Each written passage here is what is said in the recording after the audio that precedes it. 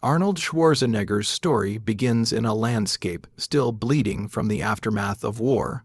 Born in 1947 in the small village of Thal near Graz, Austria, he entered a world defined by scarcity, silence, and psychological exhaustion. The country around him was rebuilding, but emotionally it remained fractured. Streets carried the weight of defeat, homes were stripped of comfort, and families lived under the long shadow of conflict that had reshaped Europe. In his household, survival was not just economic but emotional. Basic necessities like running water and heating were luxuries rather than expectations, and daily life was shaped by austerity. Yet this environment did more than impose hardship. It created a psychological framework where discipline, endurance, and control became central values. For young Arnold, childhood was not a period of softness or imagination, but a formative arena where resilience was quietly being forged. The absence of comfort forced attention outward towards strength and escape. Even before he had language for ambition, he absorbed the idea that life required overcoming resistance, whether physical, emotional, or social. This early environment did not simply shape him, it sharpened him, setting the stage for a lifelong pursuit of transformation that would later define his identity on a global scale. A father's shadow and early hardship within the Schwarzenegger household. Authority was concentrated in the figure of Gustav Schwarzenegger, Arnold's father, a man shaped by military service. Post-war guilt and rigid discipline, Gustav's world, was structured around hierarchy and control, and he imposed those values on his children with little flexibility. Competition between Arnold and his older brother was not accidental but encouraged, turning everyday interactions into contests of worth. Praise was conditional, and emotional warmth was scarce, often replaced by criticism or comparison. In this environment, Arnold experienced both psychological pressure and physical punishment, creating a childhood defined less by nurturing than by survival under scrutiny. Yet, rather than breaking him, this environment created an internal detachment.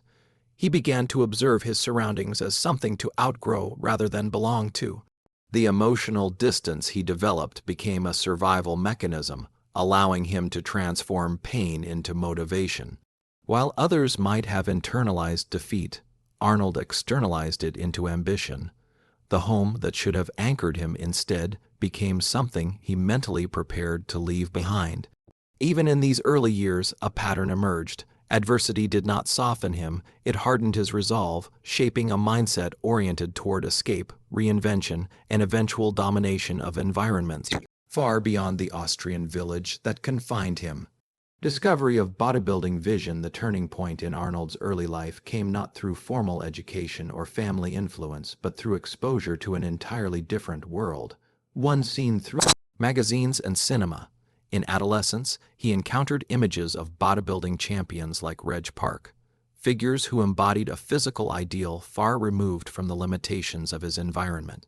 For Arnold, this was not merely admiration, it was revelation. He interpreted the muscular physiques not as entertainment, but as architectural blueprints for transformation. Bodybuilding became, almost immediately, a philosophy of control over destiny. If the body could be reshaped through repetition, then perhaps life itself could be reshaped through willpower. This idea took root with extraordinary intensity. He began training with a level of discipline that bordered on obsession, treating every workout as a step toward an imagined future. Even in inaccessible gyms or cold, improvised environments, he pursued physical development with unwavering focus.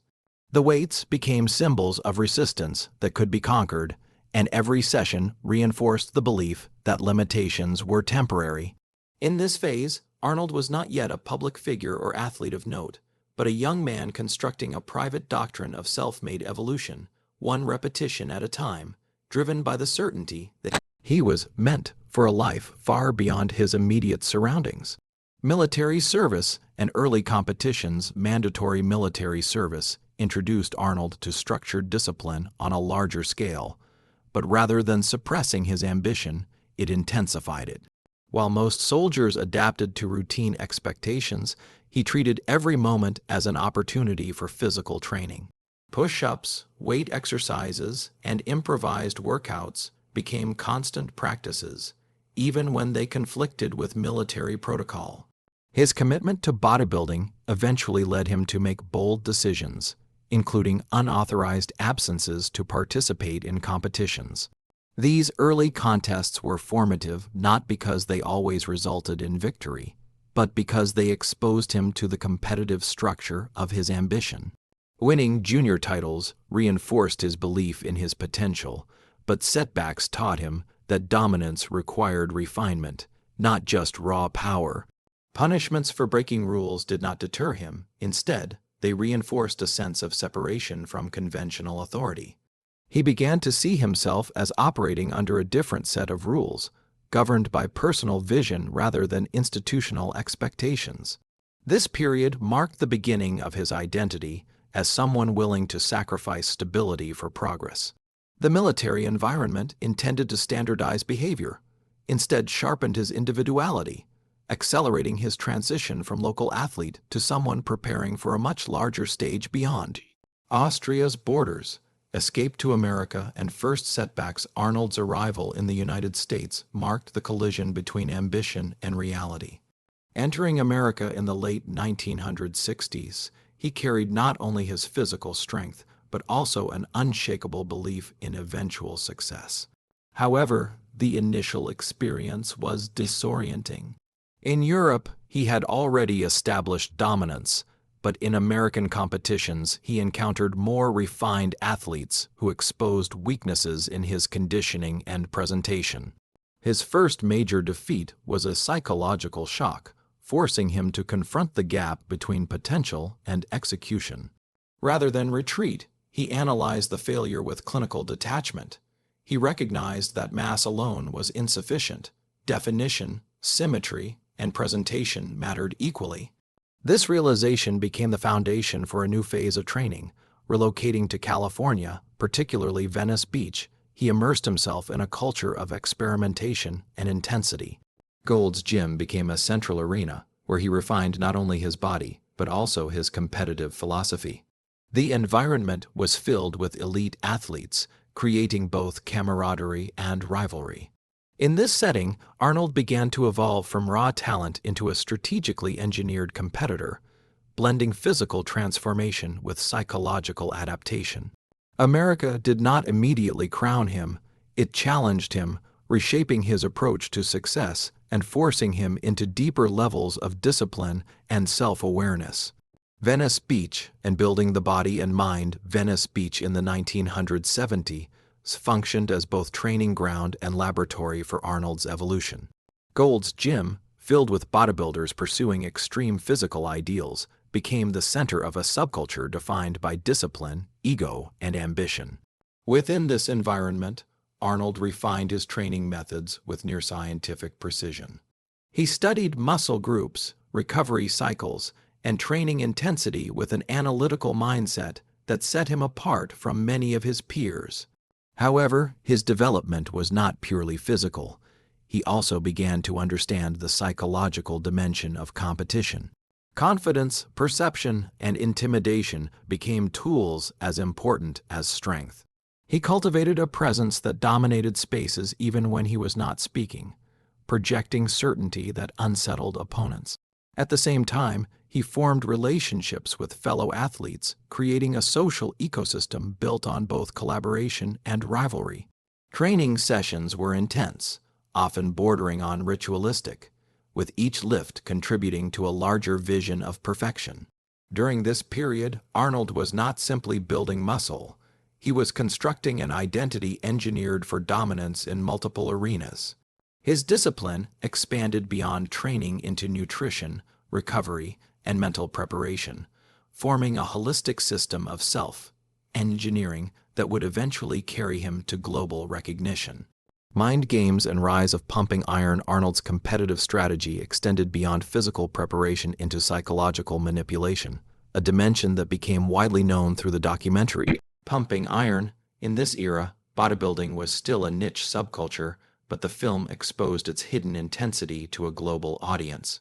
Arnold emerged as a central figure not only for his physique, but for his charisma and mental tactics.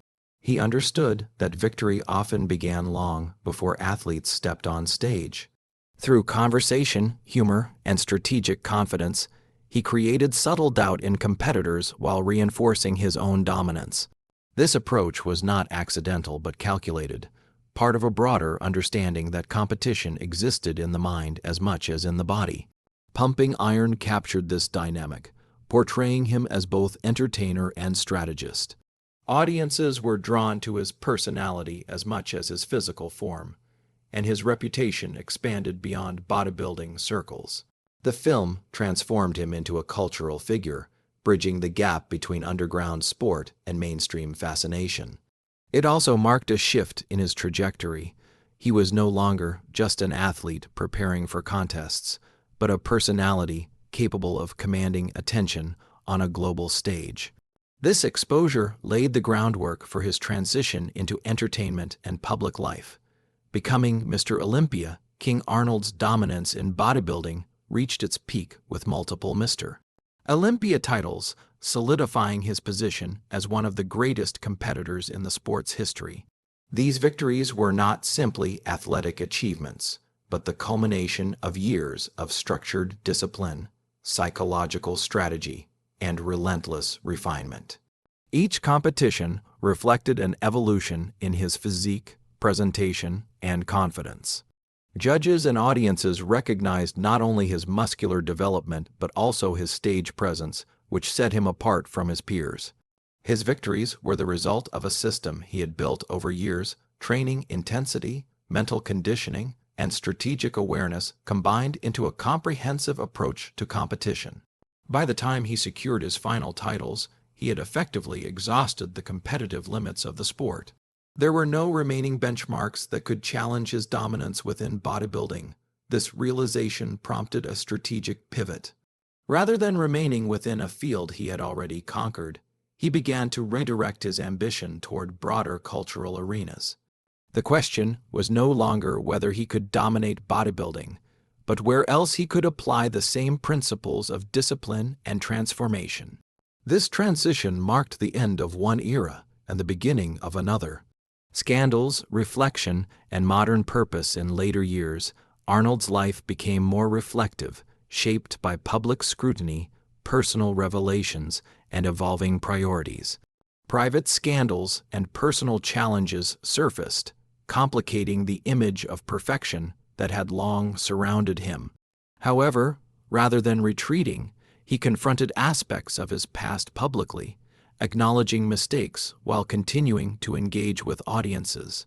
This phase marked a shift from conquest to reflection. He began focusing on fitness advocacy, education, and motivational outreach, using his platform to promote discipline and health. His public messaging emphasized responsibility, resilience, and long-term self-improvement. Additionally, he became more vocal about political and social issues, positioning himself as a commentator on broader cultural challenges. His later life reflects a transition from ambition-driven identity to purpose-driven influence. The drive that once propelled him toward physical, cinematic, and political dominance now found expression in mentorship and public discourse. While his life contains contradictions and imperfections, it also demonstrates sustained evolution. The story ultimately becomes less about perfection and more about continuous reinvention, showing how one individual can move through multiple identities while still pursuing a consistent internal philosophy of effort, growth, and impact. Legacy of the Austrian oak. Arnold Schwarzenegger's legacy cannot be confined to a single domain. His life spans sports, entertainment, business, and politics, each phase representing a distinct reinvention of identity. What defines him is not just success in each field, but the ability to transition between them with conviction and adaptability. He transformed bodybuilding from a niche pursuit into a global spectacle, reshaped action cinema into a dominant genre, and entered political life with a level of recognition rarely seen in public office. Yet beyond achievements, His story also reflects the complexities of ambition, its costs, contradictions, and consequences. His journey illustrates how discipline can construct extraordinary outcomes, but also how personal and emotional sacrifices often accompany such intensity. In later years, his focus shifted toward public engagement and motivational influence, emphasizing health, responsibility, and resilience. The image of the Austrian oak remains symbolic not only of physical strength, but of adaptability and persistence across changing contexts. Ultimately, his life is remembered less as a linear success story and more as a sequence of transformations, each driven by an unwavering belief in self-determination and the possibility of reinvention at any stage of life.